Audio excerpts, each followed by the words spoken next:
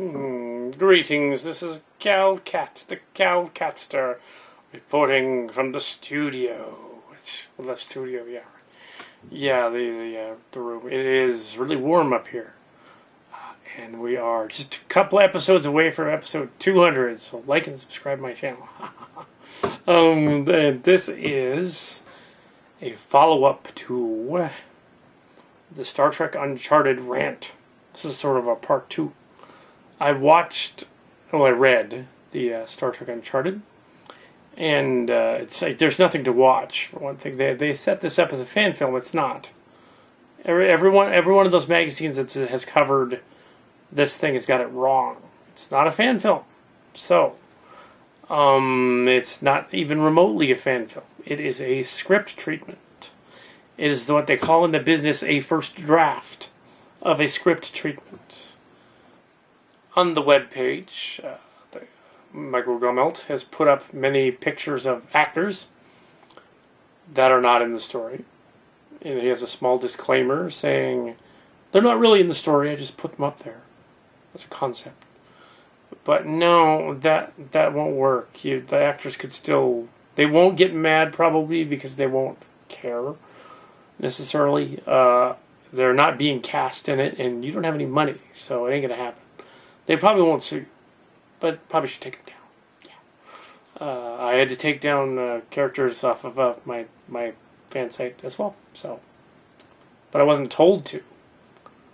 Now, it seemed the whole thing had all stemmed from a mid-June story that went viral all over the internet, starting on NPR and the Trek movie, that for some unknown and untold reason, the website StarTrekBeyond.com had been bought up by Paramount because they wanted to use the title for Star Trek Beyond the next movie. So they allegedly called Mr. Gummelt and said, okay, well, you have to change the name because we're going to name the movie that.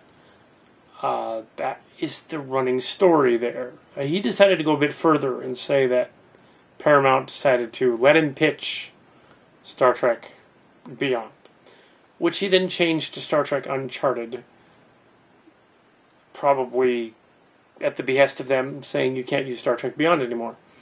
However, the website still says Star Trek Beyond. That's the end of that. Weeks later, it has blossomed into 15 different sites running copies and paste of the same article. The Trek Core even reported on it. The Trek movie, Trek RBR 1701 News. Not me, but some Kal Kat, some people that I used to know. They've even chimed in, so I thought that was fun.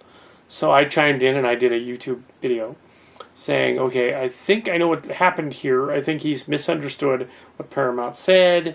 They just told him to close the site down or change it because your fan story can stay. That's fine, but you can't use the title Star Trek Beyond. That's all that happened. There was no contract, no negotiation, nothing. Near as what I've been able to glean a week later, there was no talk, no discussion. There was no pitch, but they're still going with the story that there was allegedly a pitch. Since then, nothing. Also, the fan film Star Trek Renegades, which came around the same time as this pitch thing started, actually was the story. Renegades, whether it would be getting its pitch or not. Tonight, they announced that Renegades didn't get the deal. So Renegades did try to pitch. Renegades got to because Tim Russ is a director, and he was Tuvok on Star Trek. He walked in to Paramount. They said, no, we don't want to do it. But you can have your fan film, just don't make any money off it. Which leads us to Star Trek Uncharted, so it would be fun tonight. Actually, it was this evening. So I thought it would be fun to today, before I found out about Renegades. They are going to release it, but it's going to be free. But we'll find out about that in the future. They are the Star Trek of Gods and Men guys. And they've written Renegades, the movie, and I had donated briefly to their Kickstarter way back when Gods and Men came out. So, yeah. But I'm not going to donate to Spectre of the Past, which I did a review on, because it's done. That would be silly. Or this Gummelt fan film, sorry. We have decided not to accept your pitch submission. You need to work on the script, and rewrite it. You didn't pitch it to us, I know, I'm kidding. But you didn't pitch it to Paramount either. No, I read the script. I said, I hope you didn't pitch this to Paramount. Okay, now, script writing 101 here. I've done script writing discussions before. I did a whole thing on world building and thing on 2 of my channels and putting together a sci-fi script and all that, free of charge. Unlike the totally professional ones, I just said, here's what I did. Because I have actually published some sci-fi stuff out there. And I'm going to publish more. But so I have a published author. So I thought it'd be fun to like spread the word.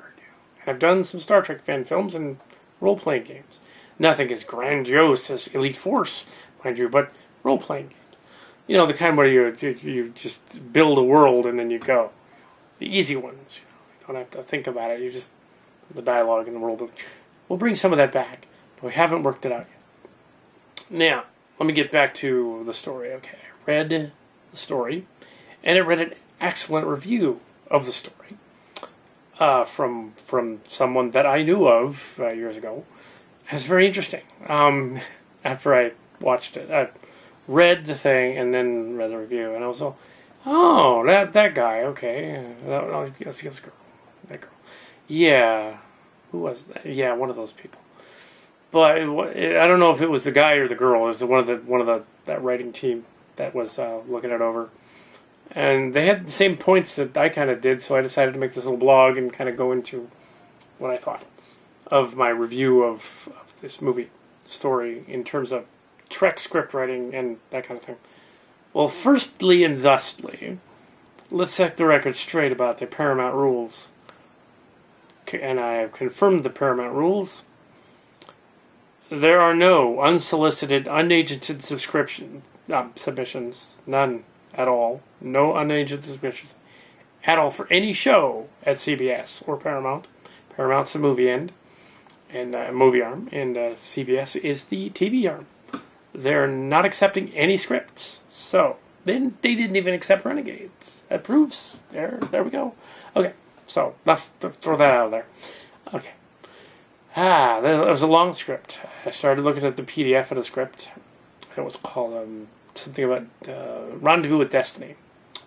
And what was the name of it? And it was a pilot. The first thing I noticed was the format made the script 147 pages long. A TV movie is typically 90 pages long, so they can make it 90 minutes. It's a 3-act play, separated every half hour for a 90-minute thing. That's the way they do it. Now, for a 45-minute episode, it's a 3-act play every 15 minutes. Makes it really simple. Just make it shorter. So when they have a 2-part episode of Star Trek, and that's probably where you got confused, is they, the 2-parter, haven't they just split the acts up and done, So you got your hook, your story, where it's starting to go. You got the beginning, you got the middle of the story, the conflict, the build up, middle of the story, the body, where things happen. Then you've got the resolution, final act. What happens after the final act? What happens after the commercial break? And the commercial breaks, you don't put those in. The director does. You just write the story. So that's one thing. Career New is still a format.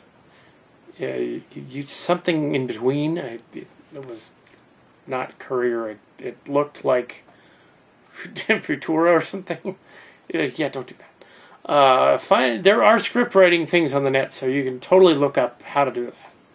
And it's good practice, so you can do that. Totally should do that if you want to write scripts. And practice and do scripts.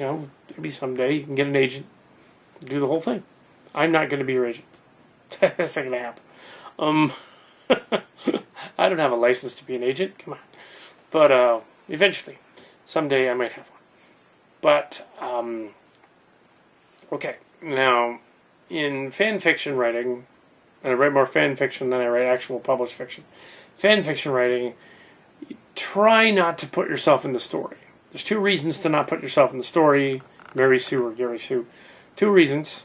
First reason is you will be disappointed when everyone rejects it and says, why is this guy in it? So if you don't put yourself in the story, that's not going to happen. Secondly, you gotta like, the second reason is you're probably going to have 3 or 4 stories, and they're going to pick one of them. Now, it wasn't like that contest back in the 90s where you had to pick the best of the 4 stories first and then send them the best one. That was how the contest worked. So you were already doing the legwork, and then you were sending them the best of the best, which was my DS9 one and my Voyager. They got rejected eventually, but not because of characters in Mary Sue's. They got rejected for other reasons. Either they wanted to do something different with the characters and that kind of thing. They wanted to do different story and situations than I would have been privy to, and that was actually a positive for rejection thing. They didn't say this is crap. They kept them for a while, and they went over the Voyager one twice. So that was cool, but yeah, the Deep Space Nine one, they were like, no, a female Vorta, no.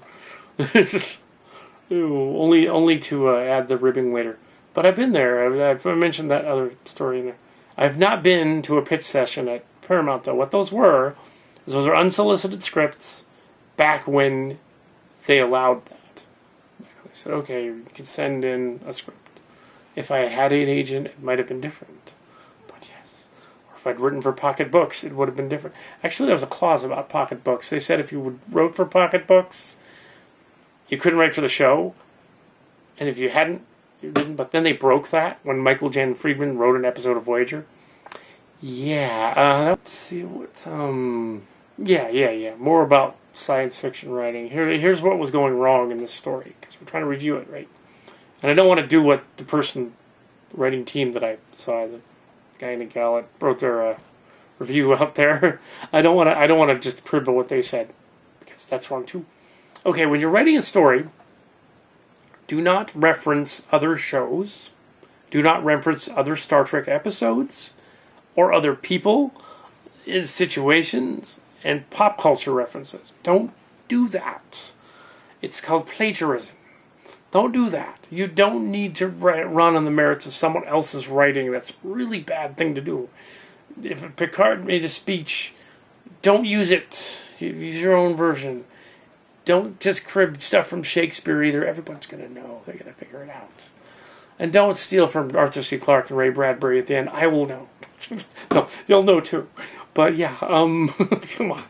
But yeah, don't steal from the other stuff. It distracts the audience, and that script is going to get instantly, like, they know too. They're going to check. It's like, don't plagiarize other dialogue. That's bad. Okay, and when you're doing the fan film version, don't use the music from the show. Get somebody to make you some free music. Sounds good. But you don't have a fan film here. You have a script treatment. You have a first draft. A first draft that is way too long. Way too long. As the writing team on there said, cut out about, I would say, more than they said, 67%. I would say 72%. It just doesn't need, it's exposition that you don't put in as a writer. You're just the writer. You're not the producer director. Don't put in scene blocking like X space planet set blah blah blah. No, all you put in there is red and green planet, ship in orbit, go, bridge, go. You don't put in hardly any exposition there. It's just there. You're there. There's the planet. San Francisco Fleet Yards, go. Space Dock Day, go. Doesn't need to be too much description. Don't say go everywhere. I'm just saying, like, that's that little go marks, colons. But yeah, space battle, go. There you go. Space battle. Don't describe the space battle that's happening, or the fight in the bar that's happening. The director will do that. The director will choreograph the fight sequence. If there's important dialogue, like, and that's not just the guy going, oh, psh, smack, psh, psh. It's just that. They'll let that later. Don't put technobabble everywhere. in a Star Trek script. I had several to work with to look at to see how to do Star Trek scripts, including, I believe I had Threshold and, which was an odd one, and I had a Deadlock. I also had a DS9 one. I think it was the Deadlock was interesting. That was the one with the two Voyagers connected together. That was an interesting one. I got to read that one. I got the show's Bible of Voyager at the time. That was very helpful. Yes, I'll get to the show's Bible in a minute. And DS9 as well. I didn't have as much of the show's Bible of Deep Space Nine, though. I kind of had more notes on that one. Probably should have had more. Actually, it would have sold to know more about them. Other than just what's on screen. But yeah, you want to try and make your story punctual and effective. So what was I saying? Oh yeah, you want to have the dialogue sound the way people would talk. I said that on another review of another fan film on there almost 2 years ago. That you have to make humanoid people sound human, like people. So study how people interact. Two people having an argument, and one of them is an admiral, and one of them is not. That's not going to happen, because even in a space navy in the future, the admiral's not going to dress down. The admiral is not going to let the junior officer dress him down. That is not going to happen. The admiral is going to give him his orders, and he's going to do it. Whatever it is. And he's not going to talk back to the admiral, even if he knew him like as a younger officer. You don't see like Picard and Riker now that they're all grown and stuff. You don't now that they're, Riker becomes a captain, right? Nemesis.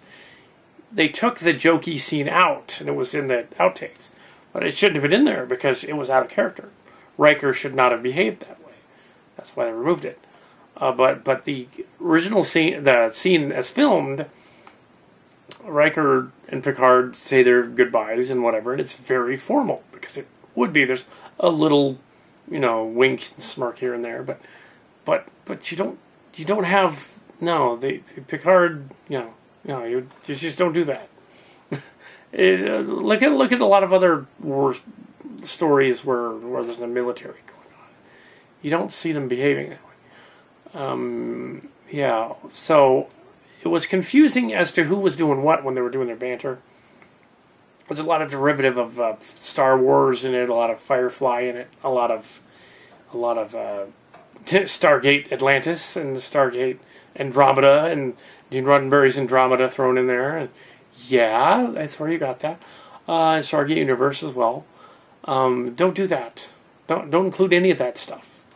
I know it's really hard because all those other shows have kind of done the clip voice captain doing his thing and the renegade guy and the Han Solo guy and don't include Tatooine and the Tatooine bar with a Ferengi. That's not making it different. You're just making Greedo a Ferengi. That doesn't work. Don't do that. Just don't have that scene at all. It doesn't make any sense.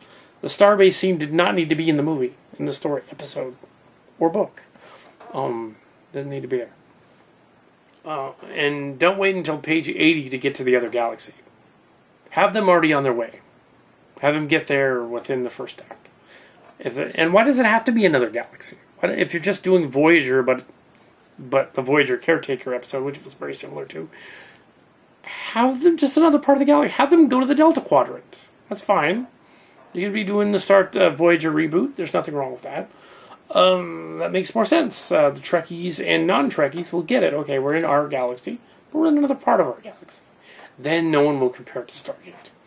They'll just compare it to the relaunch Voyager relaunch novels, which are okay. But yeah, on Andromeda, that's just too far away. The whole Kelvin thing didn't really work.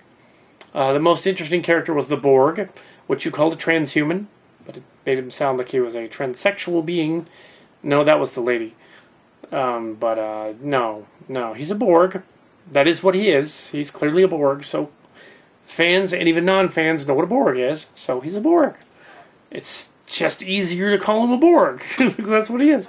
So call him a Borg. Your transhuman character is very similar to a character from your transgender character, I should say. It's very similar to a character in Star Trek Excalibur, which was the book series, New Frontiers, and also Star Trek Odyssey. There was another one like that, who was kind of a spin-off of the New Frontiers. And, yeah, don't use those guys. Especially since the guy that wrote New Frontier and Odyssey complained about your article on one of his websites. Yeah. He's like, wait a minute, that's my guy. You can't use him. No, it wasn't me, but I have a similar name. But yeah, no, it was the actual guy that was. But yeah, yeah. So that was amusing. So yeah, keep your exhibition about humans being human. Your female characters are badly written. You have to watch shows about actual women, how they act in a space situation. Take the movie Alien, for example. Did Ripley run around ditzing and falling and stuff? No. In Aliens, did she do that? No.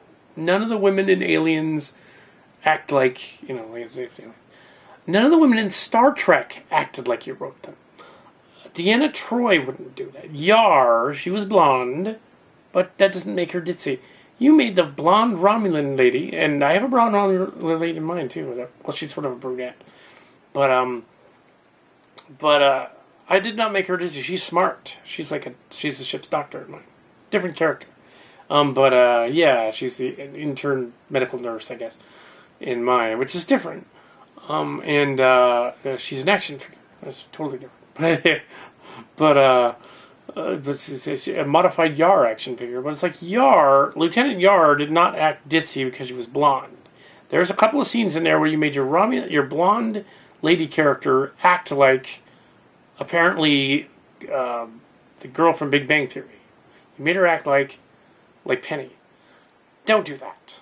That doesn't make any sense. That other guy that acted like Leonard Sheldon, that didn't make any sense. Don't do that.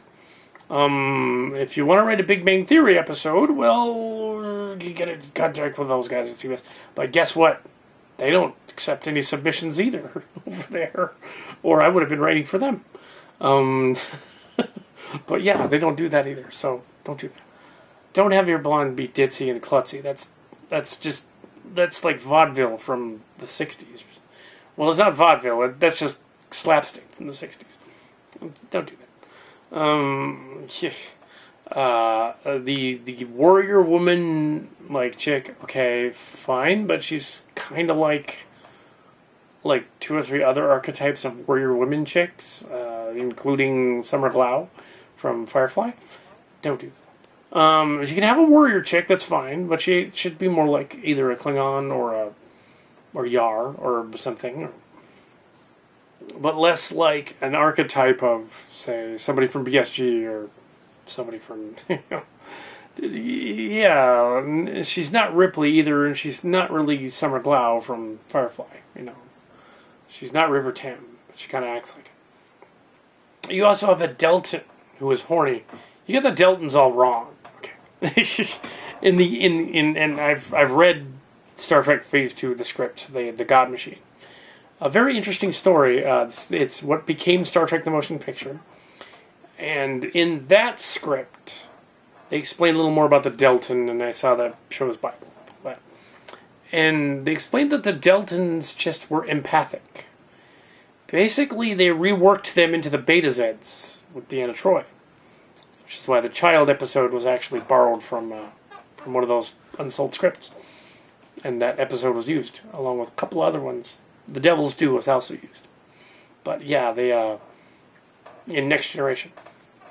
But yeah, the Delton lady is not super sexual. What's going on is she's just has a heightened empathy. Her empathy is really powerful. So when other people are around her and she touches them, they get really emotional. It's not sensual. I know that there was a version of the story where... Now, I know that there was an early draft of Star Trek the Motion Picture where they implied that Chekhov was excited about seeing the Delton chick because he grins like a Cheshire cat. But I think he was just horny. It wasn't her pheromones. He was just horny. And then it never got addressed again. And later on, she helps him heal his hand when he gets injured in the episode, the movie. And it's like, that's not sensual. That's just, she's an empath. She has that power to, like, mess with his nerves and make him not feel pain for a few seconds. Yeah, she's empathic. Yeah, she's, of course, a sensual being, but that doesn't mean she just wants to have sex with her up a hat. She's a sensual being. Okay, so that's, your Delton character's wrong. And you suggest the Delton character would, if he touched anybody, she would become pregnant. That's not what they do either. That doesn't make any sense. Don't do that. So if you're going to have a Delton, don't just make her Ilea but horny and like a Tribble. Like those two writers said. But yeah, and then you have, let's see, in the interview. Well, if you haven't seen the interview, it was good. It's a great deconstruction of it. But the then we come to a lot of dialogue and technobabble and stuff. And they say in the script writing thing about Star Trek, especially back when we did the contest, don't put that in. The technobabble is put in later. It just says tech. So when Geordi LaForge goes into engineering, or B'Elanna Torres, in this case it was B'Elanna Torres because it was a Voyager episode, it just says tech. She walks in and she goes, oh, hi Ensign, or whatever, and he goes, yes, have you fixed the engine like I told you? And then it would say tech under that. And they'd say, yes, ma'am, and whatever. You're gone. That's all it would be, because that's added later by the people that's like the final writer, and the editor adds that when he wants to put in what kind of Star Trek you think. And yeah, and find out what gluons are, because I think they're elementary particles, and a gluon converter wouldn't make any sense. But yes, stuff like that, you don't need that anyway. It's like, no. Warp core, we know what a warp core is. We know what a warp engine is. Everybody knows what that is. And saying it's only 6 times better than the original Enterprise, that's not very good. How about 100 times? Yeah, just make some random, like, higher number. But don't just the gluons. Yeah, no gluons. Let's see, what else? Yeah, the length is just too long, for one thing. That's partly because of the exposition. Your characters come off as Mary Sue's, and you don't want to do that. And I can't tell which one's which. At one point, this Oliviak shows up, and this Captain Solon shows up, and we have Vega, Solon Vega, and this other Vega, Solon Vega, and another Solon, and another guy, and they're all kind of interchanged, like it's the same dude. And I couldn't tell. I had to go over it 3 or 4 times. Like, who's talking here? Make it clear who's talking to who. It helps when you're writing the story to block that, so that you know he said, she said, he said, she said, and take the he said, she said off later. 1, 2, 1, 2, 1, 2, all the way down. Oh yeah, and when you're writing a story, when somebody's exclaiming something, don't say exclamation point and then question mark together. That's bad grammar. MLA style, it's bad. Script writing style, it's bad. Not just it's either a question or it's an exclamation. It's not both. It's never both.